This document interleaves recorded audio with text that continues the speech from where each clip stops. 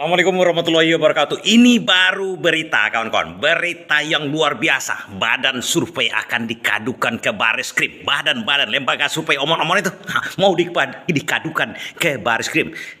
Selama ini kan mereka berdalih, bernaung, berpayung, berlindung di balik narasi yang mengatakan kalau memang survei saya salah, bantah dengan survei. Tidak, ini ada pasal yang bisa dikenakan kepada dia, kepada badan-badan survei itu. Ini dia, dengarkan dulu ahlinya yang ngomong ini. Akan segera dilaporkan. Mereka akan ciut survei omong-omong, survei yang tak benar, survei yang abal-abal itu. Karena sudah meresahkan publik, sangat meresahkan sekarang. Kita dengarkan beritanya ini dulu ya. Nanti kita yang penting kalau udah dilaporkan, apakah akan diurus oleh Bareskrim atau polisi? Nanti kita ulas sedikit. Yang penting ada untungnya sebenarnya. Nah, dengar dulu beritanya. Ini beritanya kawan-kawan. Terhadap lembaga survei, ya kan, itu ternyata sudah kita pelajari, itu bisa. Karena lembaga survei harus bertanggung jawab terhadap produk surveinya, khususnya produk survei yang dipublikasi. Kalau dia tidak benar, ya, lembaga survei tadi, khususnya angka-angkanya, maka itu adalah kebohongan publik. Apalagi kalau jauh sekali, itu bisa kita gugat. Ya, justru saat ini harus kita gugat karena mereka permainan angkanya sudah luar biasa. Ya kan, saya tadi umumkan bahwa ketika Jokowi khawatir di bawah 50%, dalam 2 hari naik semua. Ya, lembaga survei itu. Jadi itu semua harus dipertanggungjawabkan oleh mereka. Ya kan? Terutama harusnya mereka cerita terbuka, dananya dari mana? Cerita terbuka, itu adalah protokol dalam setiap lembaga survei. Tujuannya apa? Bagaimana sampelnya, ya kan? Karena apa? Begitu.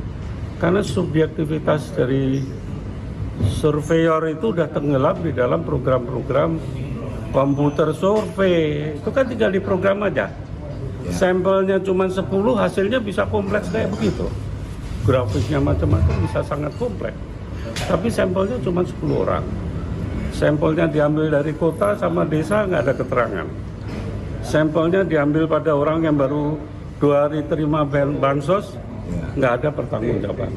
Karena berubah ya, kalau survei itu dilakukan dalam kondisi survei pada sampel-sampel yang mendukung kandidat yang mereka prospek, ya itu dia kira-kira. Oke, tapi Pak, mungkin kalau misalnya kita lihat kalau pemilu ini incumbent jadi kalau di lembaga survei jadi yang tertinggi, itu berarti memang ada indikasi kah atau bagaimana? Nah, kalau incumbent mengatakan incumbent itu kan Jokowi nggak betul. Semua orang yang terkoneksi dengan Jokowi, dia akan terpancing oleh pendapat masyarakat terhadap Jokowi, persepsi masyarakat terhadap Jokowi yang katanya 70%. Siapa 70%?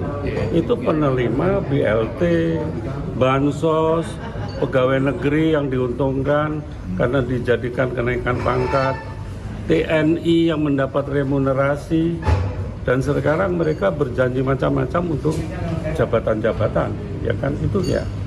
Saya pikir itu yang harus kritis kita. Nah, kalau itu kita gugat nanti, kita laporkan pada Bareskrim aja. Data-data itu bisa kita keluarkan semua. Bagaimana dia memperoleh sampel dan lain sebagainya.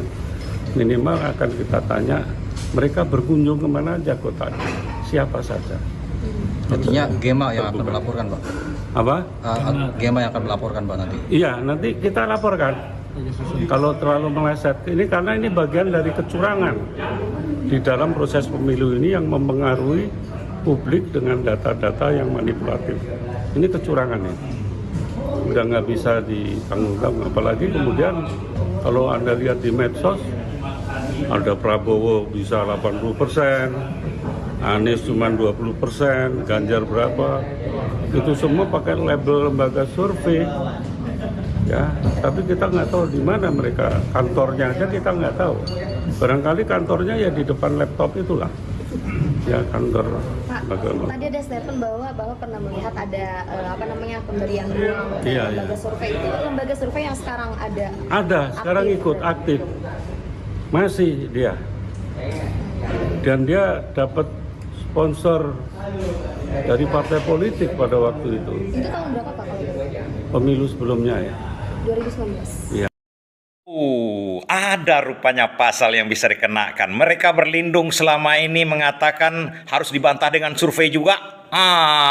Artinya mereka mengatakan tak ada pasal yang bisa mengganggu kami. Jangan ganggu kami badan-badan survei. Nah, di sini ada pasal kebohongan publik. Kebohongan publik itu pasalnya apa? Saya kurang tahu juga. Ahli hukum. Rupanya inikah ahli hukum ini bisa mengetahui hal itu? Paling tidak. Nah, sekarang kan ada rasa-rasa pesimis kita. Mungkin tidak akan diurus oleh polisi atau ditunda-tunda karena kita tahu omong-omong ini kan perangkatnya juga ada di aparat negara.